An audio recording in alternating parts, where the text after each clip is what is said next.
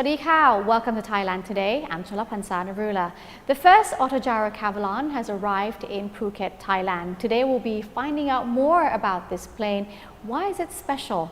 Joining us now is Kun Abel Wanamakok from By the Air. Swadika. Swadika. Kun Abel, thank you very much for joining our program, coming all the way from Phuket.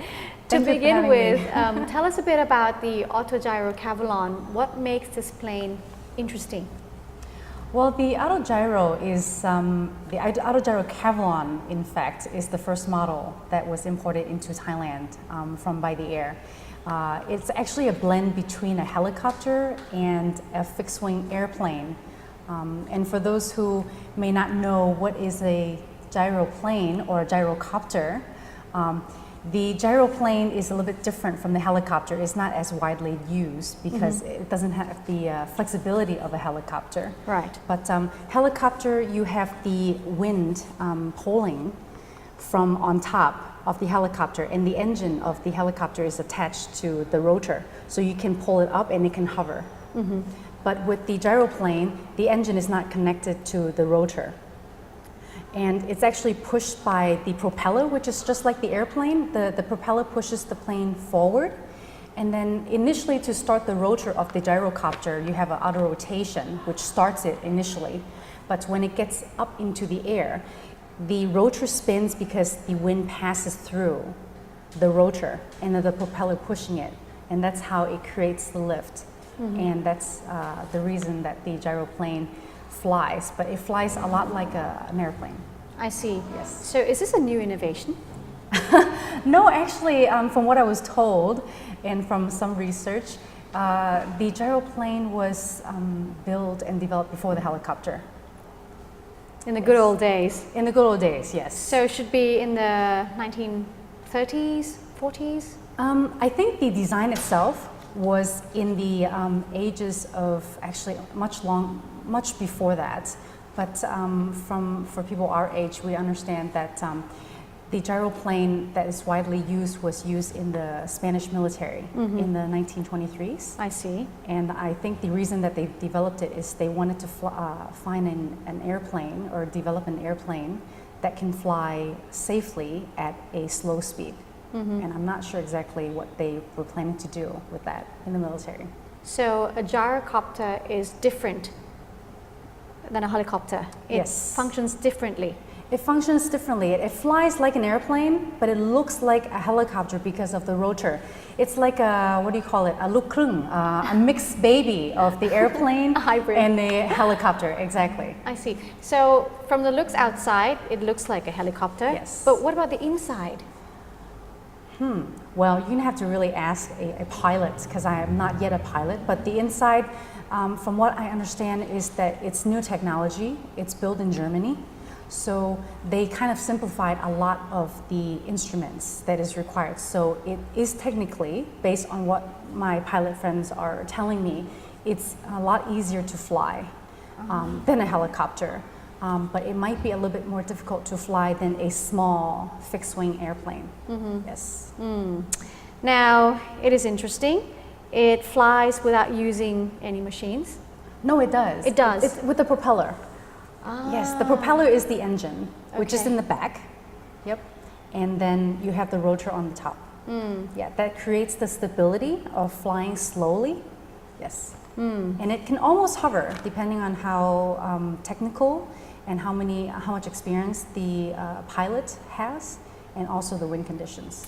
This topic is relatively new for me, so I'm actually trying to understand by looking at the pictures and through your explanations. So this was brought into Thailand and it arrived in Phuket recently.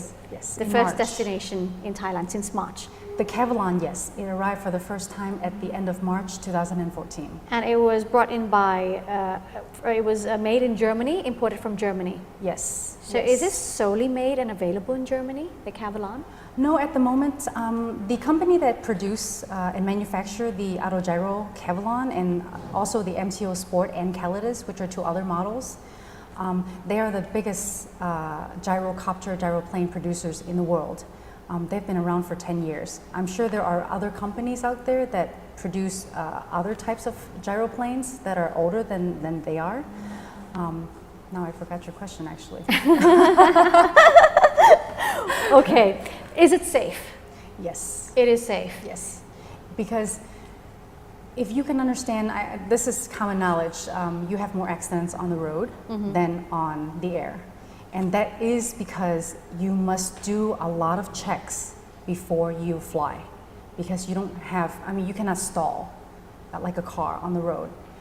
So every time you fly, any kind of airplane, you have to check.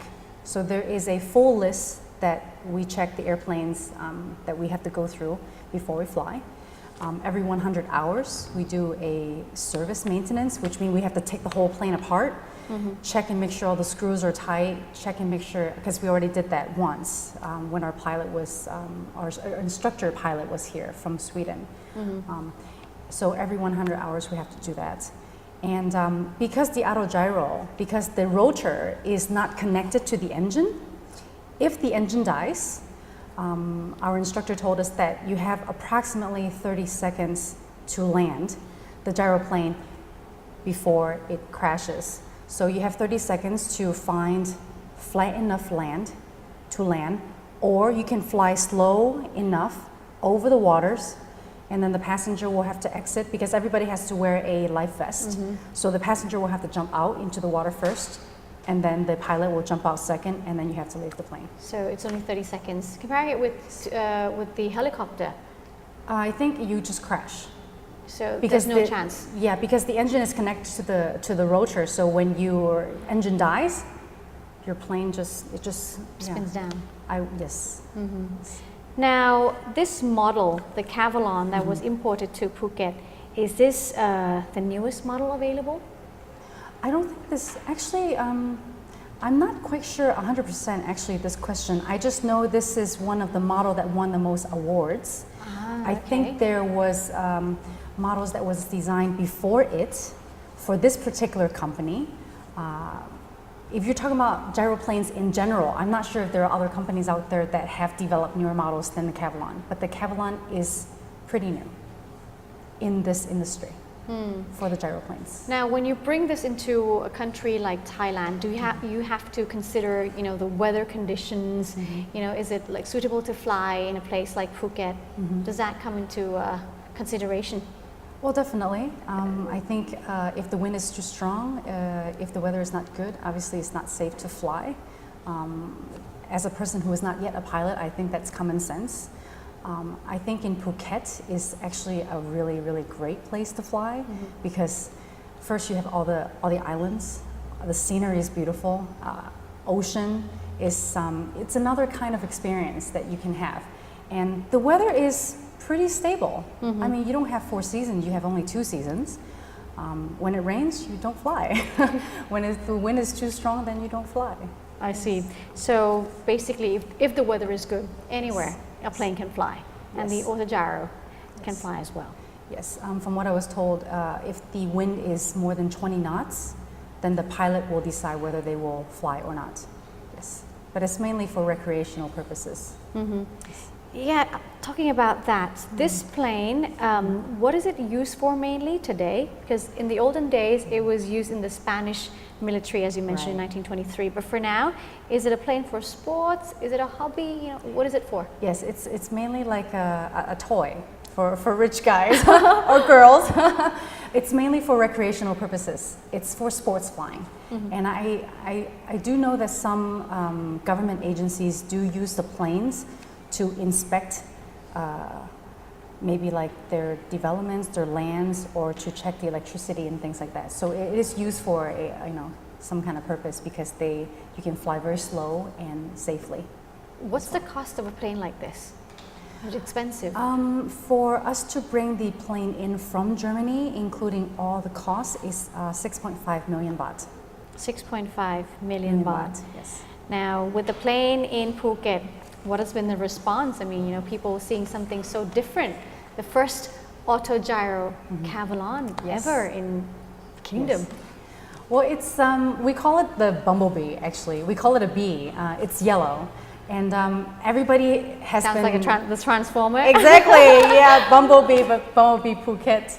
But it's actually one of the few planes that are yellow because we park with all the other planes, the smaller planes. We're the only yellow helicopter-looking plane. And because we can fly low and we can fly slow, when we pass through the beaches, everybody just like taking photos and they're going crazy and like, oh my God, what is that helicopter? What is a helicopter? And we have to explain to them, okay, it's not a helicopter, it doesn't fly like helicopter, but people are very excited because it's, first of all, I think the color is quite attractive and it's new. Nobody has seen it before. It's the first one in Thailand, so it's very exciting. We're very excited about what we have. When you say low, how low? We can fly legally lowest 500 feet. 500 feet. Yes, but you can fly very high. Actually, the MTO Sport recently, I'm not sure if it was this year or last year, they had the altitude record of over 25,000 feet. The MTO Sport, which is an auto model. Wow. Yes. All right, we'll now take a break right here. When we return, we'll be talking to Abel to see what inspired her to become the first female gyro pilot in Thailand. Stay with us.